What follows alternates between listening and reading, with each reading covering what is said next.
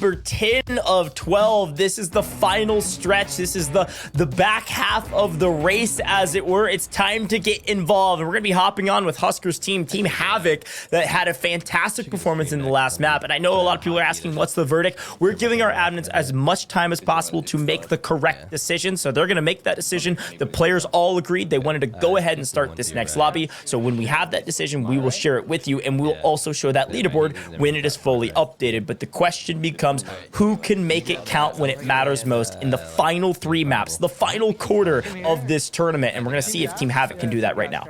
Okay, I'm going to rotate. Wait, a whole team landed gas? No. 82, they were shooting. Gas. I was curious to see if they were getting contested, but it sounds like it's relatively calm here and not a bad starting point. And now some late landers here towards Team Havoc. A lot of you in chat rooting for them, but this is their strategy and kind of where they land. They pick up that most wanted, they look for the cash, but an early Rival 9, which is honestly low-key and underrated SMG, but for ground loot, not too bad, paired alongside with the sniper. I'd imagine they're just both looking split to find the vital information that they need, but checking in with Team Serve, your very original Map 1 winners yesterday. Yeah, and they had a great last map as well. They're one of the final teams remaining. They likely scored a sizable amount of points, and it's because of these three's ability to play their lives, including Serve. Serve, Almond, Noobs all had their kind of time in the spotlight over the course of this tournament, and all spent time going down and able to get back up, going down to 2 HP, able to stay alive, able to play their life, get their plates in, and stay alive till the final moments of that last lobby. So it'll be very curious to see where they find themselves on the leaderboard, especially the roller coaster they have. And speaking of a roller coaster, wow, Tommy out, Z-Smith down, Goddess out of here, all 3 wiped, and we'll see. I think Z-Smith and Goddess both potentially still have their gulags, but Tommy does not. A very tough start after that halftime that we took, maybe coming out a little bit cold. Well, good to know the comms are coming in. So something that's to be said, when we have 2v2 style tournaments, usually you'll kind of grasp the level of players that you're going up against based on how they approach your fight with them. The same is to be said about how customs work. And since there's a large majority of content creators and upcoming Warzone competitive players, you kind of decide, hey, is this team going to be super sweaty? Do I have to worry, or can I absolutely fly at them? And that is exactly what Team Braxton is trying to do. They want to be able to read their teams and navigate accordingly.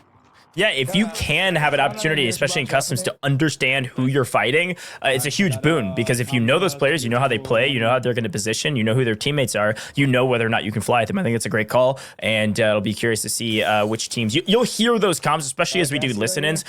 They get one knock, they're going to know, and they say, okay, this is this team, we got to go, or maybe they get wiped by somebody, say, oh, that's Hisoka, maybe we don't try to win that 2v2 or 2v3. That would be pretty difficult to do. So I think it's a great shout. But Linen in trouble already. We're back with Symphony, sniper in hand as per the usual, already grabbed their loadout. A key to these teams' success is getting loadout quickly. Unfortunately, not enough success. One of the other teams near the top 5, Team Braxton, taking down FIFA Kill. This is an extremely important fight, and it looks like we've answered back. Linen found DJ Moss and still getting shot from distance. Symphony losing the close range against Braxton, going big. It's a 2v1. And this is 2 teams inside a lot of the money here, Tiff, near the top 5. Lin might ego chow this. Come on. Ooh, Brax trying to make decisions there for Lennon. Thinks Lennon's gonna ego chow it, and Braxton is prepping for that to happen. DJ Moss gonna fall, so now we need to hit that buy station. They're gonna double back, make sure that happens. Lodi's dropping, so all in all, pretty good. Let's see how Symphony dukes out against QLC in the Googe. Able to get a shield crack and clean up right there, so Symphony will join the team back on Urzikstan. It's a big win too. Another team that we have, they've been pretty sleepy, pretty quiet in day 2 was Slack, Clutch Belk, and XLC. Another team that was expected to do pretty well today, especially given some of the hype around them and how well they were playing early in the tournament yesterday. We're kind of lingering at about 12th most of the tourney and needed a big breakout day. Haven't had it yet. Now's the time. At this point in the tournament, the amount of points that are on the board, because we've seen 9 full maps, you really need to start swinging for the fences, especially because every place that you gain is likely going to net you hundreds, if not thousands of dollars. So a lot to still be earned if you're down in the middle or middle bottom of the leaderboard. We'll see. But Hisoka, another crucial gunfight, especially because his opposition is Lennon. Lennon full wiped Hisoka against Lennon. This could be a massive moment in the tournament. And with the Kimbos, Lennon connects. Hisoka not happy about it. Lennon back on the map. Crazy thing about Akimbos is they're banned here, but in the Gouge, anything goes. A lot of Sidewinders, a lot of Akimbos, a lot of chaos. But for Von Bot and Shifty, we're gonna think about that regain to get Soka back into the lobby. Shouldn't be too much resistance here to make that happen. Plenty of cash, plenty of resources. We just have to find the right buy station to make that happen. Yeah, again, resources are king, and that team has it, and they know it. Another team that we haven't seen on main for a while, but still hanging out near top of the leaderboard, likely still within top 3, is Crinks, Adrian, and Aydan. A trio a lot are expecting to do big things in Urzikstan this year or upcoming year. Trying to start that now. Adrian seemingly in trouble, but finding Desmond. Colors also falling. Adrian doing big things. The young kid put on a show for us in several tournaments leading up to World Series of Warzone. A little bit of a lackluster experience. Rated gets dropped. Pick up Crinks, and now they are flying around the map with a chance to earn a ton of cash today. Yeah, formerly Crinks, currently sitting second in the leaderboard with 140.5. Please note that does not encompass the last game that we witnessed. We're taking it back to before I believe the 8th drop. But for Super Evan, finding himself in the gulag, still not able to keep an eye on to attract. Oh, dude, read him like a book. Super clean, minimal damage, getting back onto Urzikstan to join the team. It's fun to watch gulags and customs, obviously, because it's like comp player versus comp player, not a random player. But quickly, that was the life of the map on the line. Super Evan dies there. They are out of this map, scoring little to no points, and would have opened up a massive window for another team. But speaking of a window, Aydan goes down, and at least the window has been cracked for this team to come across the zip. Will they push? It doesn't look like it, and I think smartly. I think Adrian Crinks could have played cover here and probably grabbed some trades. So they grabbed the knock to deplete some resources, and Aiden's not too worried about it. One on me. One on me. One on me. Nice. One on me. Other one's on me. You want me to come to UA? No, don't cross. He's in here. It's a little bit of chaos here, Goj. I'm not gonna lie. With Adrian having 45 eliminations thus far in the tournament, it's the self-res. Had one in Stowe, so no real loss there. Aydan, though, trying to live on this roof with Brolic below the bounty, could look to make a push. So watching the staircase here is smart, and pre-firing will be exactly what you need to have success. Good knock, good full. Changing the tide of this game. Will Crinks be able to survive the gulag? I'm sure. Does just that. Yeah, it's if I call that the top of stairs buff. Top of stairs almost always wins versus bottom of stairs, but sometimes you just gotta chow it. Rally down, that's 2 for Aydan, and you're right, sometimes this team starts slow. This time, definitely not the case. A ton of early fights is going to be crucial for their leaderboard. Oh no, gets cut open! He didn't think maybe Empathy saw him flying in behind, and because he missed the ladder, he was a little bit too delayed to try to catch Empathy unawares. Should have a trade there as we swap off, but Aydan likely sent to the gulag. We'll get back onto the map, potentially free and clear. As we hop over to one of our other top teams, likely inside the top 5. Skullface, Breadman, Joewo have had their own ups and downs throughout the life of the tournament, but overall, a great success of one of the 6 comp Urzikstan trios playing with their normal comp teammates. And they are hunting down this team in front of them. And namely, this isn't Super Evan, their bounty. They know where Super Evan is, a team near the top 5. But it is a team they think they can get a free kill on, especially with Breadman kind of leading the charge out in the open. Live pings galore and still nothing yet. I love the reserve here. He's kind of just toggling in place, but not necessarily overextending. He's got a fence line to work with, and knowing that you have to navigate through the cover.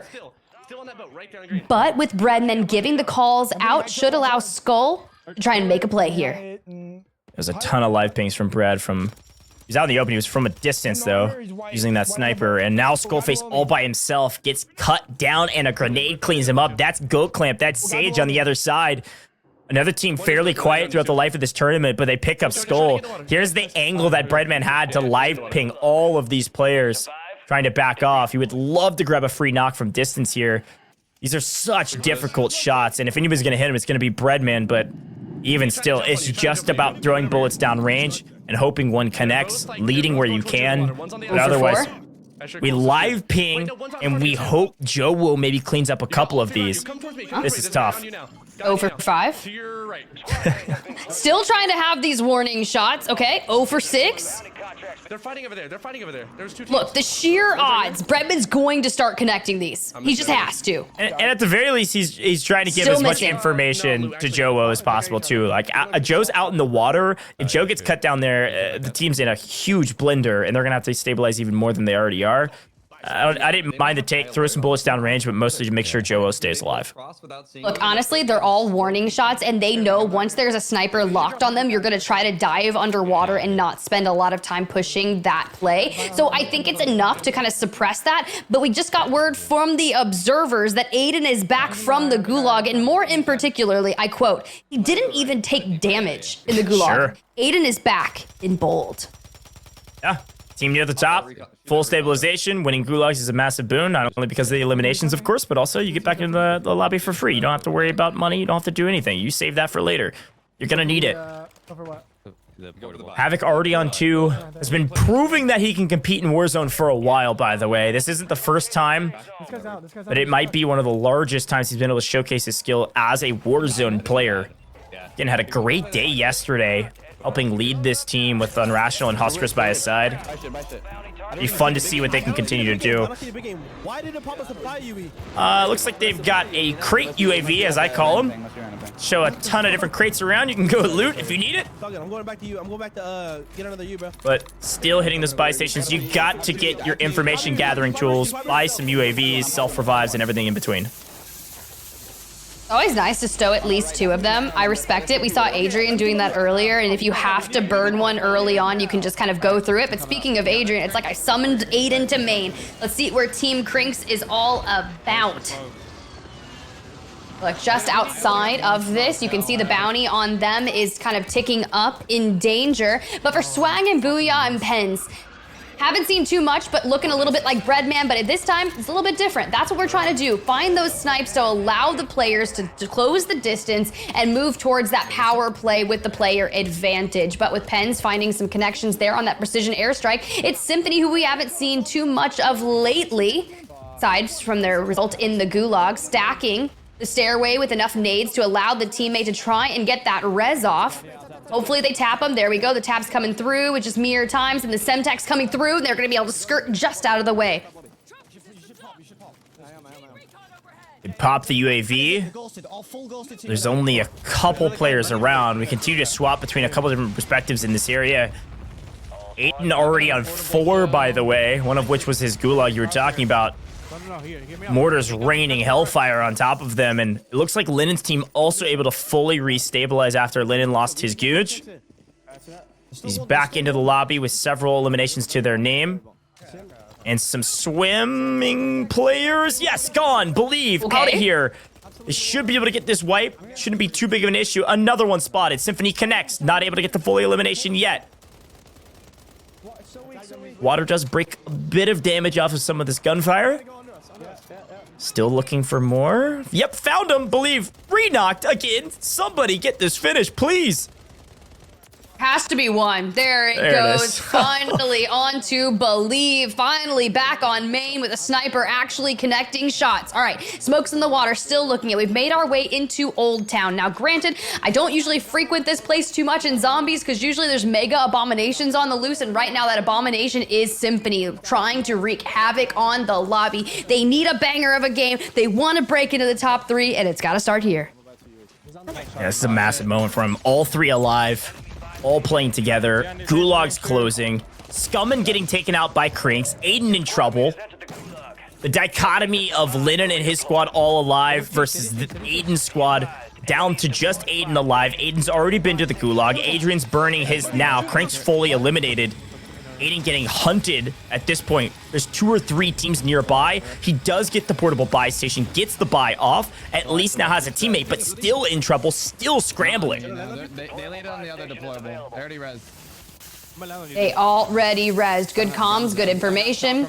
And we get Adrian back out of that gulag. Something cool about a lot of these buildings here in Old Town. When you get to the roof, that horizontal zip, it will allow you to rotate freely. Now, granted, I say freely. With all the Cat AMR snipers in the distance, you have to be a little bit more situational about it, but that will be there. But for the time being, Aydan and Crinks living their best life. Got word from production that Breadman went to Gouge, lost that. So I'd be curious to see the regain potential from Team Skullface. But for now, staying with one of the teams that has reigned supreme at the top of the leaderboard for a large majority of the games and trying to keep that moving. Yeah, and again, let's walk it back a hair and talk about this situation right now. Reminder, pubs, you have a ton of ways to get back into this lobby. In customs, we have not allowed redeploys, we've not allowed gulag tokens, any of the ways to get back onto the map aside from your teammates buying you. So to go from a team like Aydan squad down to 1 player, back to a full team of 3 restabilized inside of cover in the final circle is a huge feat and a difficult one, especially when you've got snipers like Skullface picking people off from distance. We're into the 5th and final, or 5th circle here. Circle closing, gulag closed, and we still have 18 trios alive. And this zone is so different from a lot of the other zones we've seen in the past because of how many pieces of cover, how many buildings are left in this zone. There are going to be a ton of teams here lingering and waiting into the final couple circles. Tiff, I can only expect this zone and this map might be the zone that has the most players left alive into the 7th and 8th circles.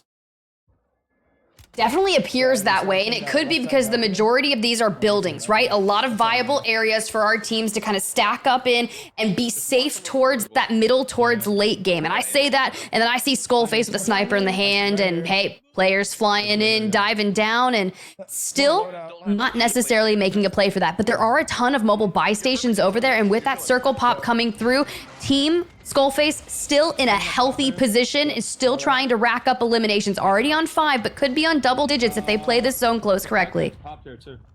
And this is kind of the nature of the game when it comes to Skullface and Brad. Now, as a reminder, only 1 sniper allowed per team, but because Brad is not on the map, Skull can use his sniper, and he's known for it as well. Maybe not as much as Brad, but close. He's got the mid-range with the Bass. We got guys on the catwalk now over here. I think it might be time for a very quick listen-in with Skullface. But we're gonna get shot from the right. If we can go back to Skullface's squad, I would love to hear a listen-in from that duo to see how they address the fight. These kids are low left. Let's see what they do from here. They've got high ground position. A ton of smokes and stuff over They're here. pushing into Skull's building over here. Yeah. Okay. I'm checking the back zip.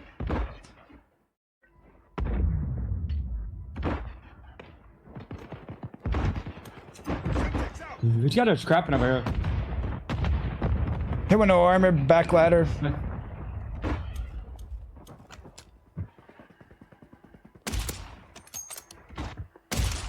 Are you kidding me? Gas is closing in. Relocating. That cluster you have, 2 Skull late, could cook that team. Yeah. Yeah, they know we're up here now. There's some free holds here for sure. Flying in somewhere too. Yeah, hey, watch here. Yeah, watch yellow ping too. What can I come with your ladder, Skull?